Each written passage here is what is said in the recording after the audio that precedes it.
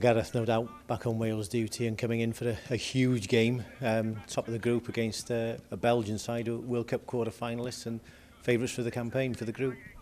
Yeah, I think we're in a great situation ourselves at the moment, and we're looking forward to the game on the weekend. But we know how good a team Belgium are, but we also know how good we are. So yeah, we know it's going to be difficult to go there and win, but we'll be fully focused, fully prepared to do that, and hopefully we can come away with all 3 points.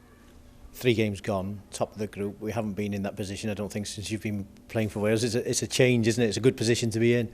Yes, it's a nice change. It's something that I think we're all relishing, we're all excited about, and yeah, ultimately that's where we want to be. So yeah, we're gonna give it our all. We're gonna kind of go for it all guns blazing, and try and do as best we can.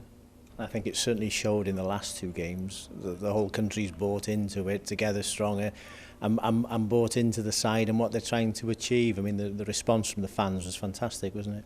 Yeah, the fans have been amazing. I think it was important in Andorra. We got off to a good start, and I think it's kind of just a snowball effect. Everybody keeps coming on and gives us more confidence as well. And I think the last 2 games at home, the fans were incredible, and ultimately I think they got us over the line on both games. And yeah, now we're top of the league. Hopefully they can keep coming back and keep supporting us.